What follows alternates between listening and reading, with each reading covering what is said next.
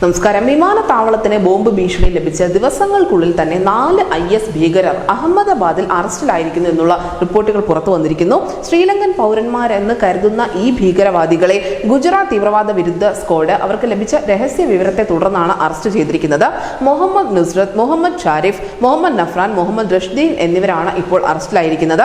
ഇന്ത്യയിൽ ഭീകരാക്രമണം നടത്തുന്നതിന് വേണ്ടി പ്രതികൾ അഹമ്മദാബാദിലേക്ക് പോകാൻ പദ്ധതിയിട്ടിരുന്നതായി ഉദ്യോഗസ്ഥർക്ക് വിവരം ലഭിച്ചതിനെ തുടർന്ന് ഒന്നിലധികം ടീമുകൾ രൂപീകരിച്ച് സിനിമാ കഥയെ വെല്ലുന്ന വിധത്തിലായിരുന്നു ഇവരുടെ അറസ്റ്റിലേക്ക് ഗുജറാത്ത് ATS നീങ്ങിയത്.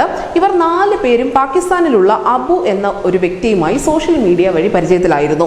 ഇന്ത്യയിൽ ഭീകരാക്രമണം നടത്താൻ ഈ പ്രതികളെ ഏറ്റവും അധികം പ്രോത്സാഹിപ്പിച്ചത് അബു തന്നെയായിരുന്നു. മാത്രമല്ല 4 പേരും ഇയാളുടെ സ്വാധീനത്താൽ ചാവേർ ബോംബ് ആക്രമണത്തിന് പോലും സമ്മതം മൂളിയിരുന്നു.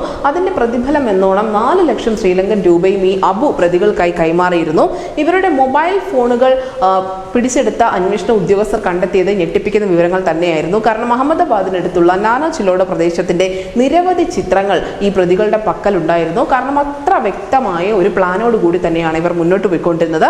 മാത്രമല്ല ഈ ചിത്രങ്ങൾ കണ്ടെത്തിയതിനു ശേഷം, ഈ പ്രദേശത്തിന്റെ പല ആംഗിളുകളിൽ നിന്നുള്ള ചിത്രങ്ങൾ കണ്ടെത്തിയതിനു ശേഷം ഈ നാനാ ചിലോഡ പ്രദേശത്ത് നിന്നും 3 പാകിസ്ഥാൻ പിസ്റ്റളുകളും 20 വെടിയുണ്ടകളും ATS കണ്ടെടുത്തിട്ടുണ്ടായിരുന്നു.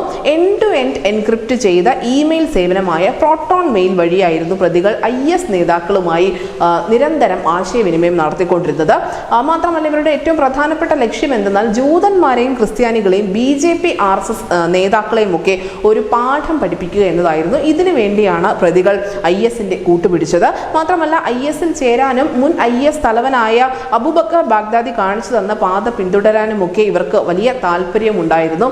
ഇങ്ങനെയുള്ള സ്വപ്നങ്ങളൊക്കെയാണ് ഗുജറാത്ത് ATS ഏതാനും ദിവസത്തെ പ്ലാനിലൂടെ അല്ലെങ്കിൽ കൃത്യമായ ഓപ്പറേഷനിലൂടെ ഇപ്പോൾ പൊളിച്ചടുക്കിയിരിക്കുന്നതും ഈ ശ്രീലങ്കൻ പൗരന്മാരുടെ അറസ്റ്റിലേക്ക് നീങ്ങിയിരിക്കുന്നതും. News desk Malayalam.